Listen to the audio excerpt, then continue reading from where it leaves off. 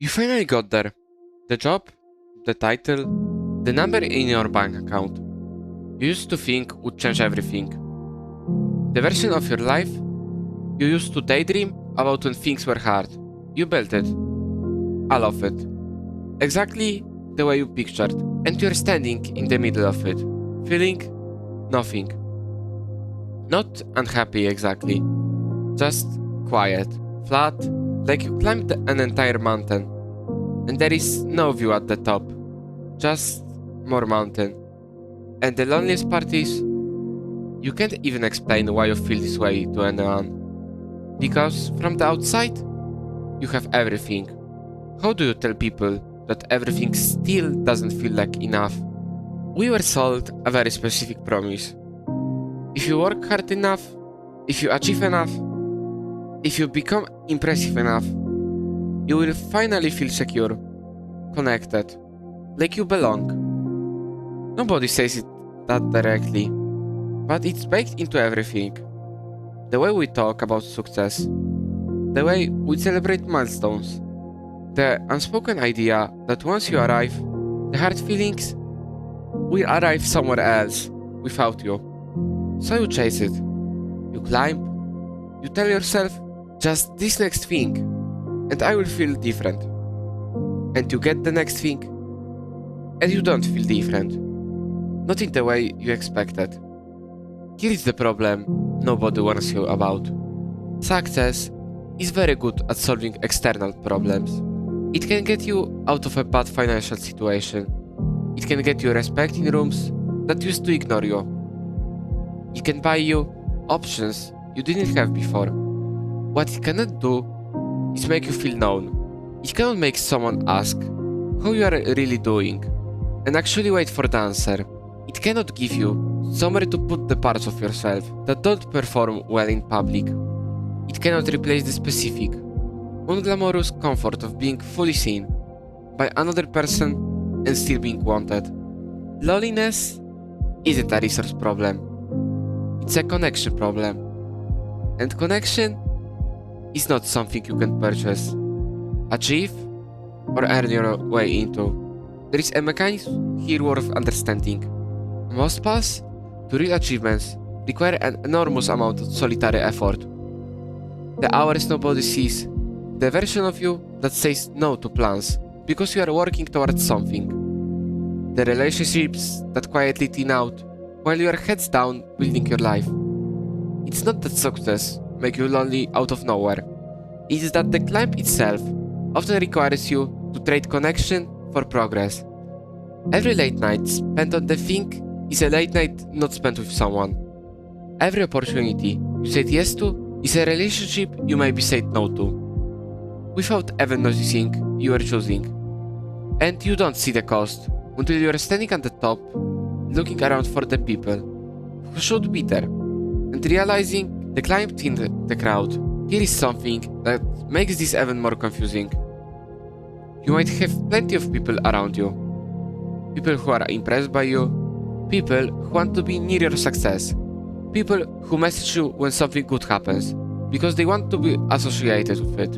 And that can look, from a distance, like a full life. But there is difference between being admired and being known. People can be impressed by your achievements and have no idea what you're actually struggling with. They can celebrate your wins and have never seen you on a bad day.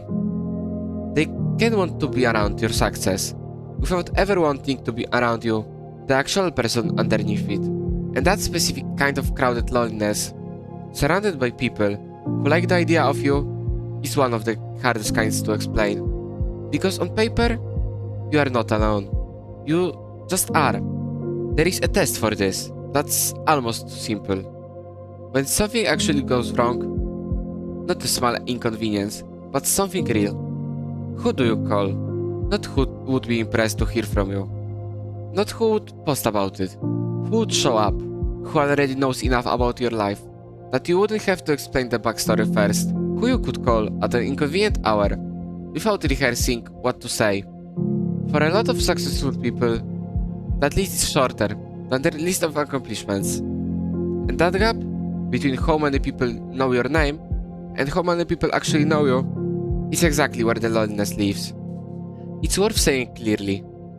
Comparison doesn't fuse either. You might look at someone with less and think they have something you don't. More time, simpler problems, closer friends. And maybe they do. But chasing their life instead of yours isn't the answer. That's just trading one chase for another. The goal was never to have less success or to feel guilty about what you have built. The goal is to notice that achievement and connection are two completely different needs, and you can satisfy one by getting more of the other. So, what actually closed the gap? Not another accomplishment, not a bigger version of what you already have. It starts with letting people see you without the achievement attached.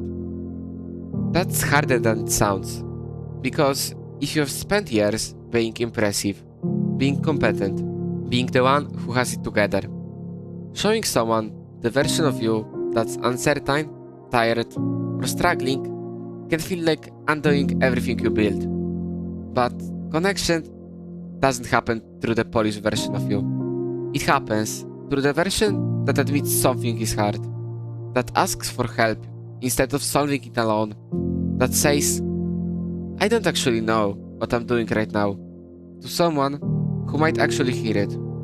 Second, invest in people the way you invested in your goals.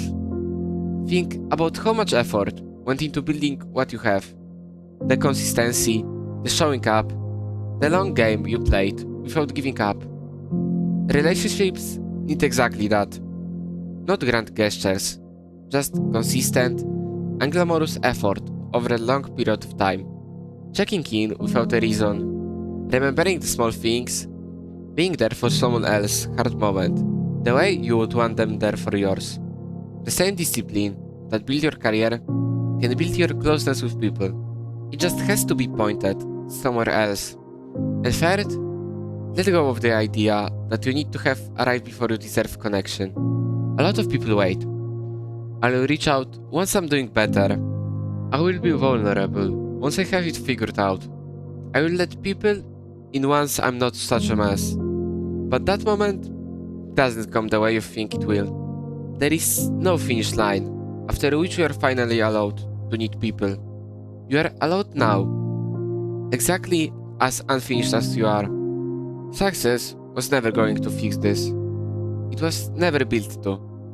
It can give you a platform, a foundation, options, security. But the thing you're actually missing isn't more of what you have already built.